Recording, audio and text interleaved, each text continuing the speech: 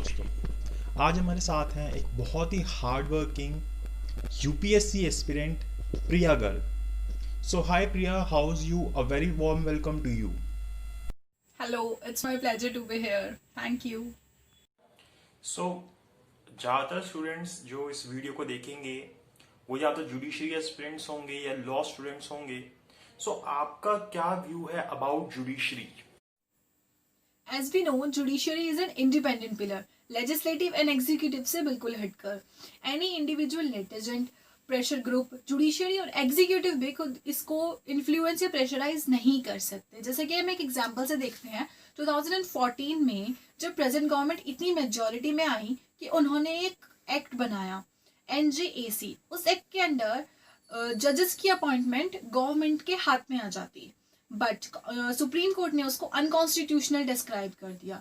That shows कि how important is to judiciary to be remain independent, to give the clear to just give the clear justice in accordance with the law.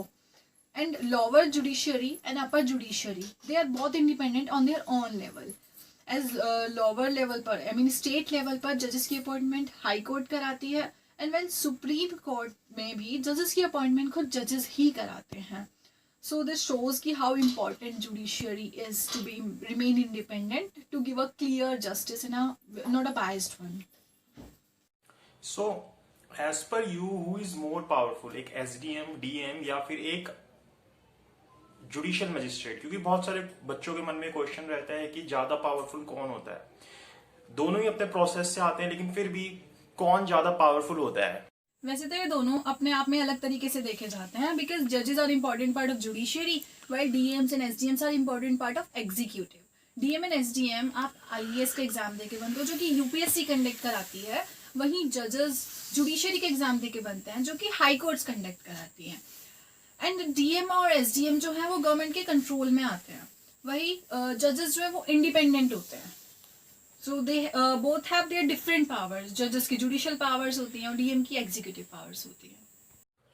एक बहुत ही common question जो चाहे UPSC students हों या judiciary students हों, judiciary aspirants हों, दोनों के मन में क्वेश्चन रहता है कि क्या जुडिशरी की प्रिपरेशन और जो यूपीएससी मेंस के अंदर एक ऑप्शनल पेपर होता है जिसके अंदर लॉ को एज अ सब्जेक्ट लिया जा सकता है, तो क्या दोनों की तैयारी एक साथ की जा सकती है?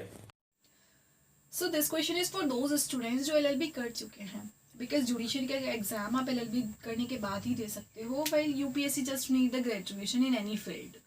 सो जो स्टूडेंट्स ये सोच रहे हैं कि वो जुडिशरी और UPSC as law as an optional साथ में कर सकते हैं, so from my side a big no for that. I will tell you the reason for that. Because UPSC में कोई भी सब्जेक्ट, मान लो कि लॉ एंड ऑप्शनली आप ले रहे हो या कोई भी, तो that will ask for the general point of view. मतलब एक जनरल व्यू होना ज़रूरी है कि जिस वे में आप उसको डिस्क्राइब करते हो. जैसे कि हम एक टॉपिक लें, अगर सेडिशन के बारे में अगर आया आपको लिखने के लिए, तो आपने उसको ये बता के कि ये IPC सेक्शन 124A के अंडर आता है, और आपने उसको पूरा एक्सप्लेन नहीं करना, आपको उसके बारे में थोड़ा सा बता के कि इसके अंदर आता है, और आप अपने जनरल व्यूज दोगे. फिर उसके बाद यू विल टेल कि इंडिया में उसकी क्या सिचुएशन है, कितना सही है या कितना गलत है. वाइल अगर यही क्वेश्चन जुडिशरी में आता है तो आपको ये पूरा एक्सप्लेन करना होगा कि ये क्या लॉ है, in accordance with the law आपको उसको पूरा डेप्थ में एक्सप्लेन करना होगा. यूपीएससी जहाँ पर जनरल पॉइंट ऑफ व्यू मांगती है, वहीं जुडिशरी पूरा लॉ इन डेप्थ मांगती है. तो अगर यूपीएससी में आप लॉ एज एन ऑप्शनल लेना चाह रहे हैं, सो आई वुड सजेस्ट कि आप एक ही चीज़ पर फोकस करें, बिकॉज दोनों में बहुत डिफरेंस हो जाएगा. और लास्ट और सबसे इम्पोर्टेंट क्वेश्चन जो सभी स्टूडेंट्स जानना चाहते हैं कि कैसे हम मोटिवेटेड रहें पढ़ाई के लिए और बाकी डिस्ट्रैक्शन से अलग रहें. यूपीएससी हो या जुडिशरी और any such competitive exam, the main thing to achieve the target and to reach the destination is to have the burning desire to achieve that. That should be backed by the determination and persistence. सिर्फ एक reason भी काफ़ी होता है motivated रहने के लिए, and that should be there with you every time. अपने सामने लिख के उसको स्टिकी नोट पे लिख के या फिर आप पेपर पे लिख के अपने सामने उसको रखें कि whenever you feel demotivated, just see on that why I wanna do that thing, why I wanna achieve that target. So that's what keep you motivated.